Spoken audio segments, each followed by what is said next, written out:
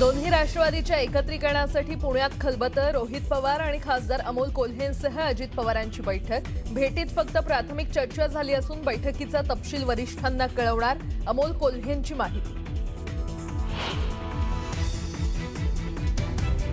पिंपरीत दोन्ही राष्ट्रवादीची बैठक पार पडली. अमोल कोल्हे आणि रोहित पवारांची अजित गव्हाणे यांच्याशी चर्चा.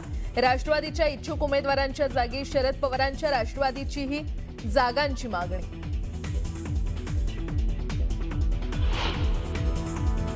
महाराष्ट्रात कुठेही घड्याळासोबत, धनुष्यबाणासोबत, पतंगासोबत किंवा अजून कोणत्या इतर पक्षासोबत जाण्याच्या संदर्भात कुठलाही निर्णय हा झाला नाही. अजित पवारांच्या राष्ट्रवादीसोबत युतीची शक्यता काँग्रेसचे प्रदेशाध्यक्ष हर्षवर्धन सपकाळ यांनी काढली खोडून.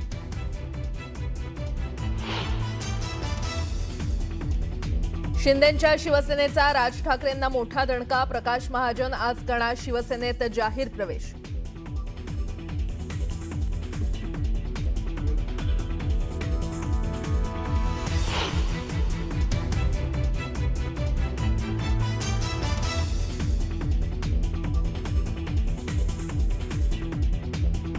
छत्रपती संभाजीनगरात शिवसेना आणि भाजपमधील जागा वाटपाचा तिढा कायम. भाजप 55 जागांवर लढण्यासाठी आग्रही. भाजपनं दिलेल्या 35 जागांचा प्रस्ताव शिवसेनेला अमान्य.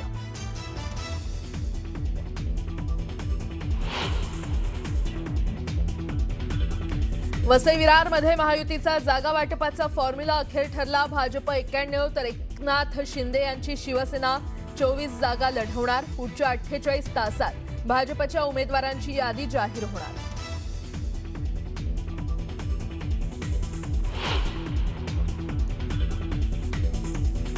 पुण्यात दोन्ही राष्ट्रवादी एकत्र निवडणूक लढवण्याच्या तयारीत असताना काँग्रेसची नवी खेळी. उद्धव ठाकरेंची शिवसेना आणि वंचित सोबत आघाडी करण्याची शक्यता, सूत्रांची माहिती.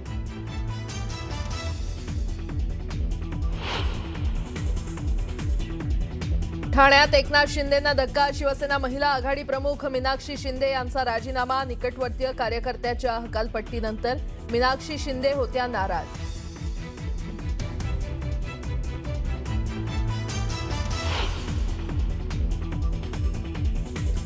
बांगलादेशात एका आठवड्याच्या आत आणखी एका हिंदू तरुणाची हत्या. अमृत मंडल नामक तरुणाची जमावानं केली हत्या. परिसरात तणावाचं वातावरण.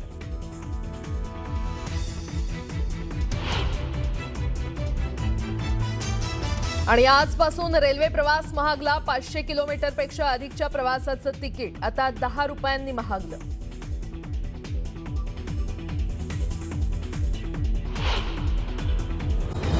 राष्ट्रवादी शरद पवार पक्षाला सोडचिठ्ठी दिलेले प्रशांत जगताप आज काँग्रेसमध्ये प्रवेश करणार आहेत. पुण्यात दोन्ही राष्ट्रवादीच्या युतीवर प्रशांत जगतापांनी ही नाराजी व्यक्त केलेली होती.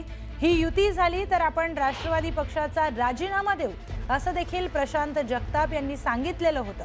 त्यानंतर आज ते काँग्रेसमध्ये प्रवेश करणार आहेत. प्रशांत जगतापांचा राजीनामा हा राष्ट्रवादी शरद पवार पक्षासाठी धक्का मानला जातो. मात्र जगतापांच्या काँग्रेस प्रवेशालाही पुण्यातील स्थानिक काँग्रेस नेत्यांनी विरोध केलाय.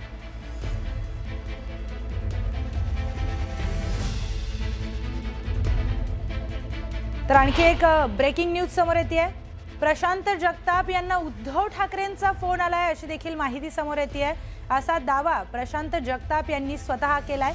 उद्धव ठाकरे यांचा प्रशांत जगताप यांना फोन आला आणि रात्री उशिरा दोघांमध्ये 9 मिनिटं चर्चा झाल्याची देखील माहिती प्रशांत जगताप यांनी दिलेली आहे.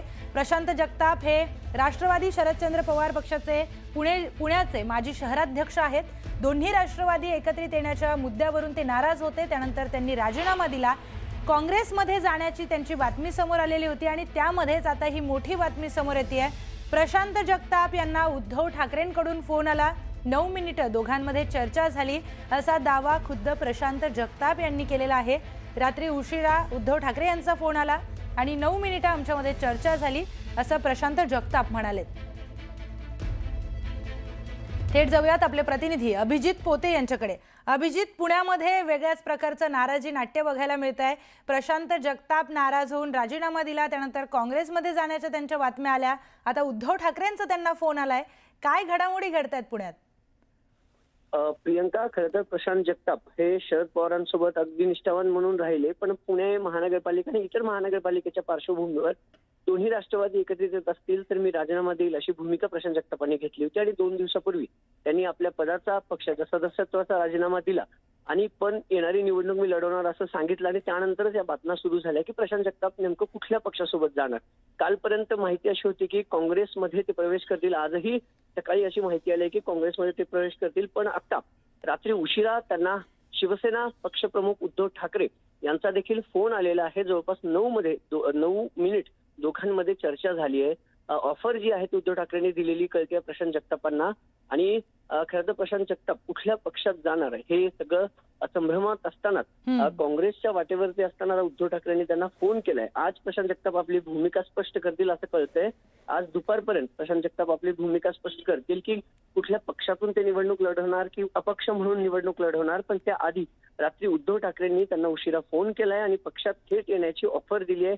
नेमकी आता या दोघांमध्ये चर्चा काय झाली, प्रशांत जगतापांनी त्यांना काय सांगितलं हे अजून गुलदस्त्यात असलं तरी प्रशांत जगताप आणि उद्धव ठाकरे यांच्यामध्ये जवळपास फोनवरून 9 मिनिटे चर्चा झाल्याची माहिती समोर येते. प्रियंका, निश्चितच अभिजित, या आधी देखील आपण बातमी केलेली होती, तुम्ही ग्राउंड रिपोर्ट देखील केलेला होता की प्रशांत जगताप हे शरद पवार यांना भेटण्यासाठी गेले. त्यांनी आपली नाराजी शरद पवारांसोबत त्यांनी सांगितली, व्यक्त केली आणि त्यानंतर शरद पवारांनी त्यांना दिलासा देखील दिलेला होता. या सगळ्यांनंतरचं हे नाराजी नाट्य आहे. मधल्या काळात काय घडामोडी घडल्यात?